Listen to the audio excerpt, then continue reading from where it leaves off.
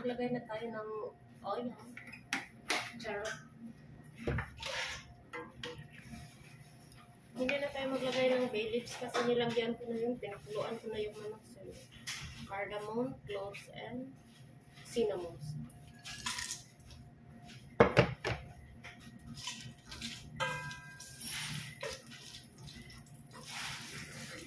So, ito na mga ka-ate, maglagay tayo ng tomato blend.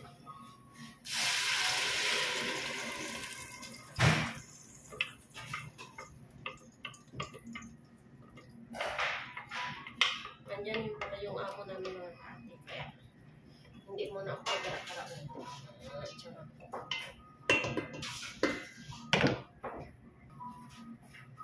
Mag-add tayo ng tomato paste.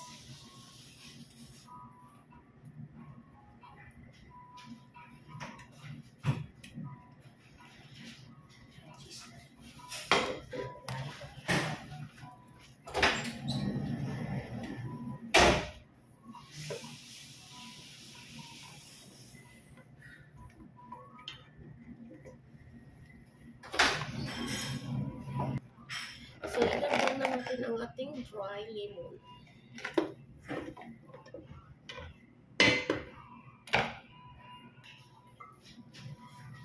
So, ito na mga ka-ate, kumukulong-kulong na ang ating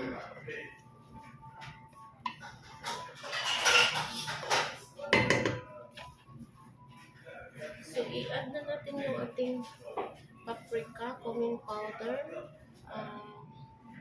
cinnamon powder, coriander, and turmeric.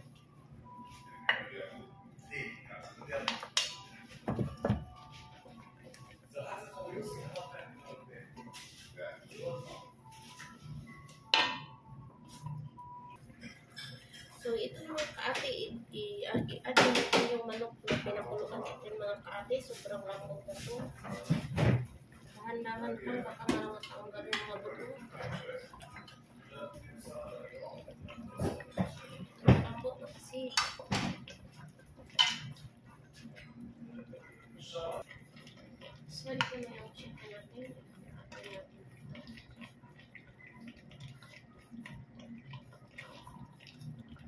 Hindi na tayo maghalo ng mabuti kasi ano siya, malambot yung chicken.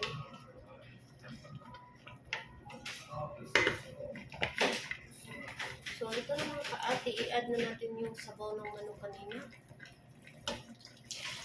Ito yung ginamit natin pang pakulo sa kanina. Ito natin malambot.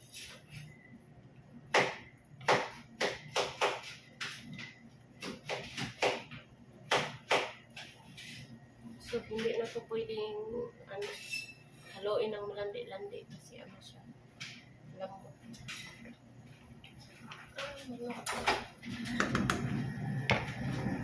Dili. So, maglagay na tayo ng asin, mga ka-ate. Yung asin na matamis. May asin ba na matamis? Alam niya ng kasama ko yung asin na matamis.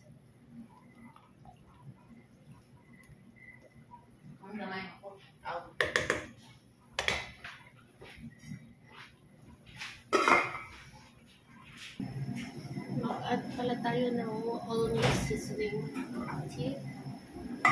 Nakalimutan natin yan ilagay. Mag-add tayo ng 1 teaspoon. Para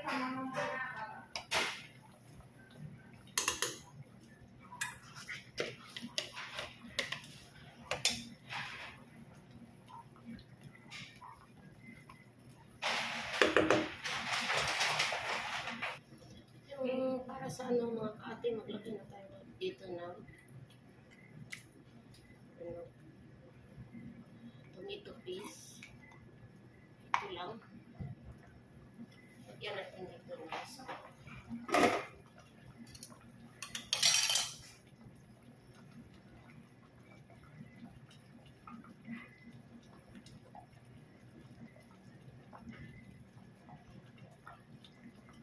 Para sa chicken natin muna yun.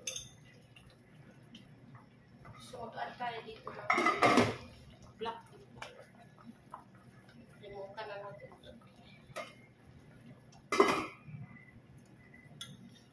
dito mag-add tayo ng black pepper. Mag-add tayo ng asin.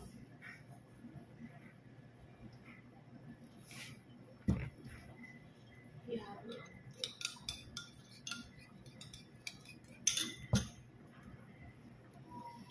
Dito mga kaati, maglagay tayo ng olive oil.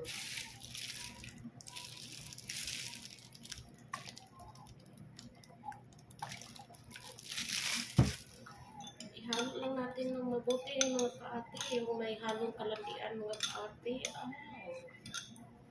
Yan, ihalo ng mabuti.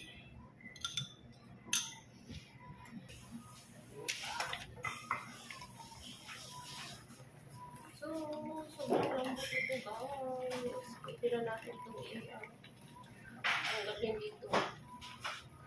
Dapat sir.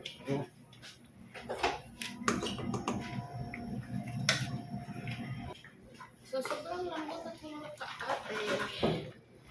So, ilagay na natin siya dito. Para sa ating oven. Sobrang lambot na ito, Diyos ko. Parang nilaglag na ata ng mga buto.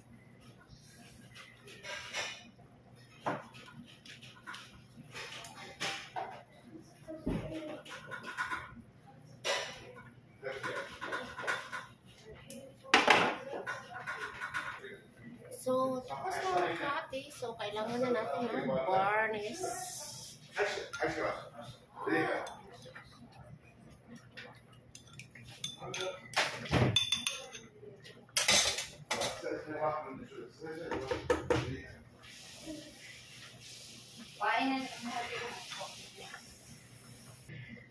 So, tapos na mga kaate.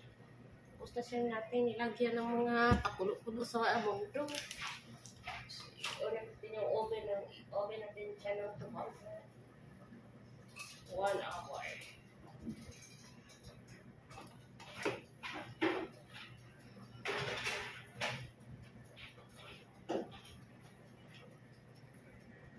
So, dito mga kaati, tanggalin na natin itong mga kaati para wala nang maraming hassle.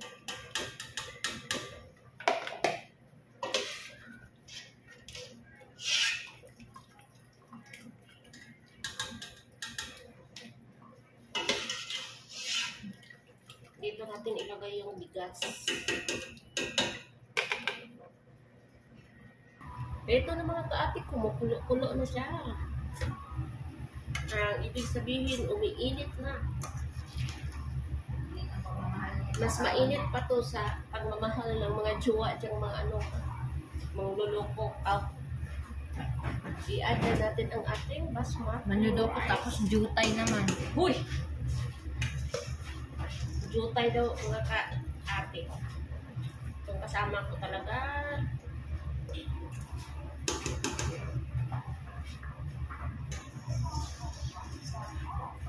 Hindi naman loko, jutay naman.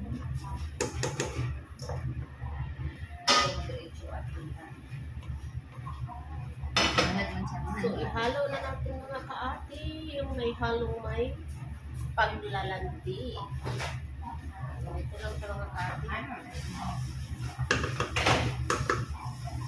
Kailangan yung may paglalandi, yung paghalo mga kaati. So, siyempre mga kaati, mag-add tayo ng hot pepper. Yung chili, i-add natin hanggang hindi sila makakain. Kain lang sila ng kain. Hindi naman sila marunong magluto.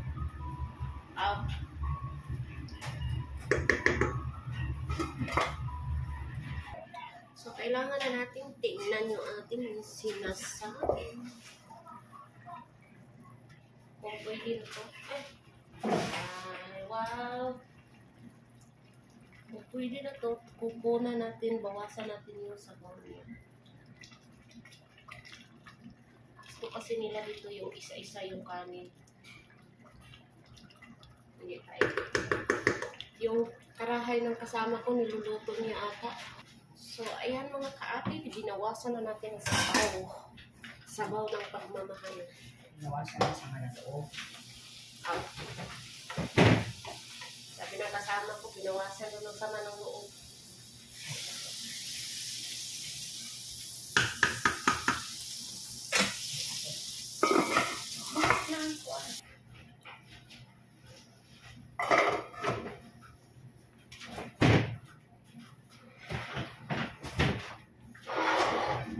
Tapos yan, sir. Ano natin?